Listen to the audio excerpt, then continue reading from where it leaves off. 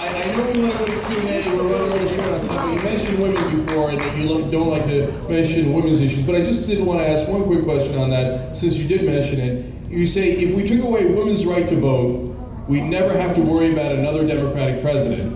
Actually, you said Democrat president. It's kind of a pipe dream. It's a personal fantasy of mine. Yeah. So you would like to take women's right to vote away from them, including your own?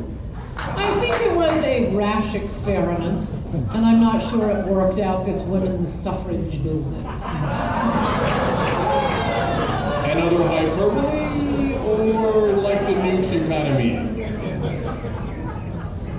Oh no, I told you that. Oh, you mean it? Okay. Once again, we have achieved clarity. All the women in the room, she would like to take your right to vote away. Don't worry, I'm giving up my vote too, but we all give it up. You vote per household. All right. Okay, clarity. I love the clarity. Okay. I didn't put words in your mouth there, right? Next question. All right, great.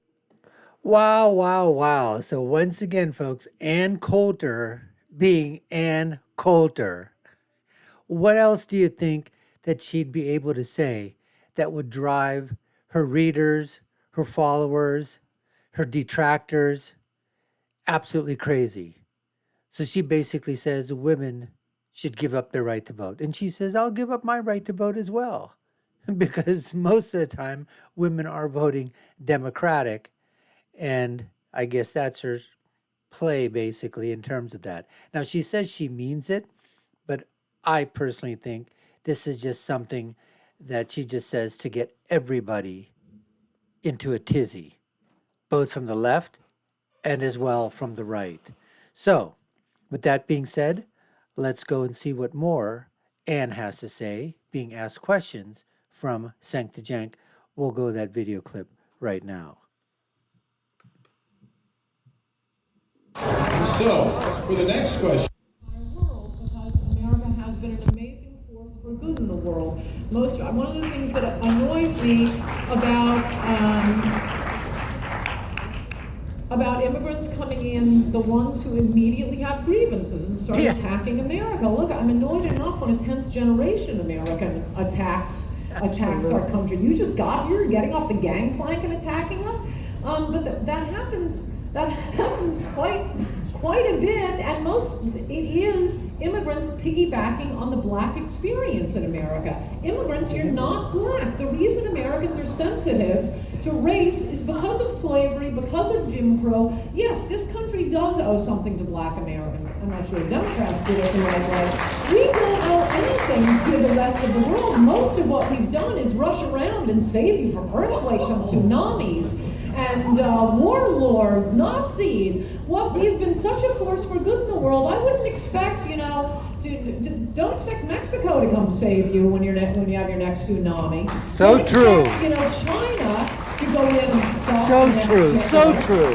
It's going to be 1,000 years of darkness if this country stops being this country and we just become a second Mexico, which is where we're headed right now. All right, there's so much to say, but I just going to give you one more Ann Coulter quote here, and then we'll take another question. In 1960, whites were 90% of the country. The Census Bureau recently estimated that whites already account for less than 2/3 of the population and will be a minority by 2050. Other estimates put that day much sooner. One may assume the new majority will not be such compassionate overlords as the white majority has been. Yes, I can illustrate. Said the woman who just said, oh yeah, we might owe blacks a couple of things, but the whites have been such sensitive overlords of minorities in this country. You did the in other words again. I said nothing of the sort. I am saying black Americans, people who are descended from slaves and from people who were discriminated. I know, but in that quote, I know that sounds better in the original German, right? Jim Crow. Oh, that's so original. Oh, I've never heard that before. Descended from Cenk Uygur. Cenk Uygur comes up with that clever quip because Anne basically just went, and he decides to put the Adolf Hitler arm up there, and what's he trying to basically show the crowd. I mean, okay, listen, it's a debating tactic. That's Cenk the Jank. Can't fault him for doing that at all, right? He's got to play to his base. He's got to play that. I mean, he's got his game. Anne's got his game. And you know what? Let the chips fall where they may. You may not like it. You may think it's condescending. You may think it's not right. It's not proper. But you know what? Hey, all's fair in love and debate, right? So Cenk wants to needle Anne a little bit. And hey, give Anne her credit. Give Anne her due. She went right along with it. And she basically said, oh, like, I haven't heard that before. Sort of like, you know what? Just, oh, don't worry about it, Cenk. You thought you got me? You didn't, honey. Keep going. Anyways, let's see where this goes to. To people who were enslaved, who were victims of Jim Crow, incidentally enforced by the Democrats. Instead of wasting that time repeating the point, I was asking about that quote, well, if you're going to where do you one said that whites were such benevolent overlords. Got the question. But your in other words here is wasting a lot of time. No, it wasn't in other words. You said something about black people. I was talking about how the country is changing from immigrants we are bringing in who are piggybacking on the black experience.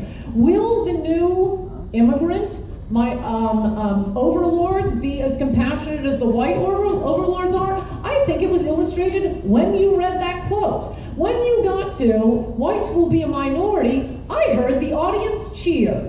Can you imagine an audience of white people cheering? Oh, it's going to be all white. No, you cannot. Those are your new overlords. Any CPAC speech you give, they would love that line. Yes, I can imagine that audience. Okay. All right, I want to take somebody on her side. Some, like the three people over here. No. I don't want anybody on my side. All right, there's somebody who's standing. All right, yes. Okay, no, the woman's standing back there, yeah.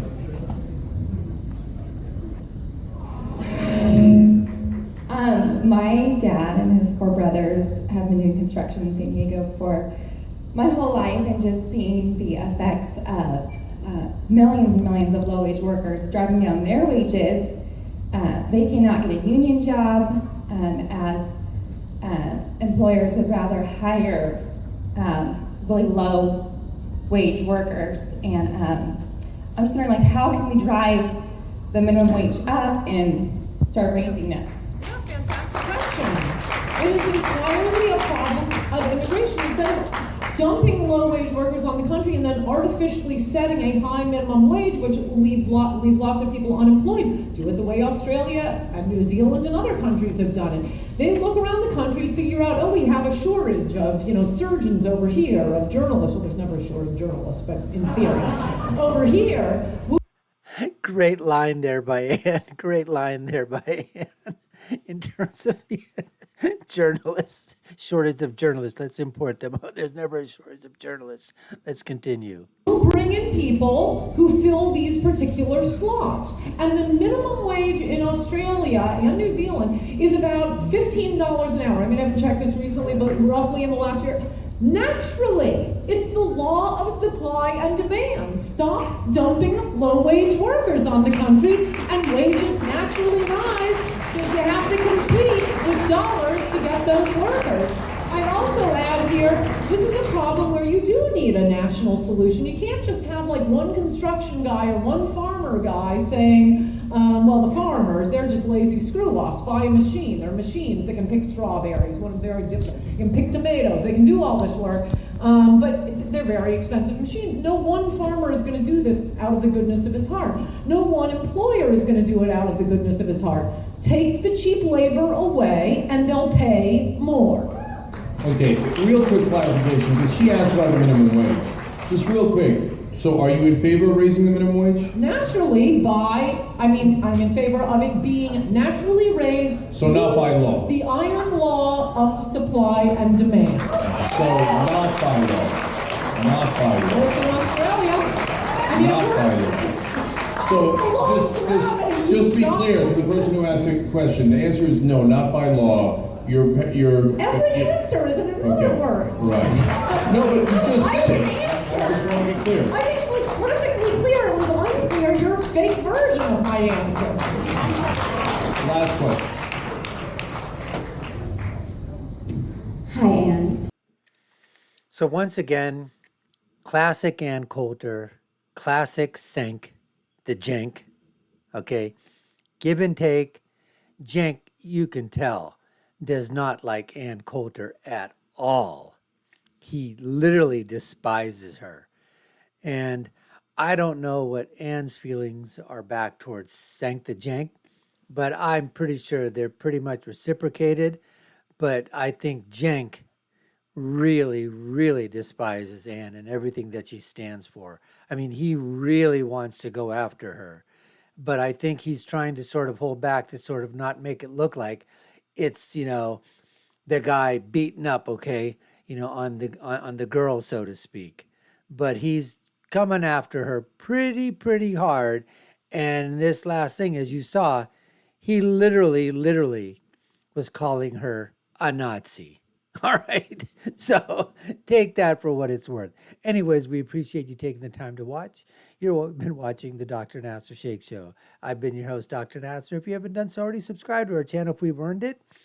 Like, share, and follow us. You know what to do. Check out our video links above and below. My final thought is always, when you're right, and when you're left, just wrong. Take care, everyone. And until next time, stay safe.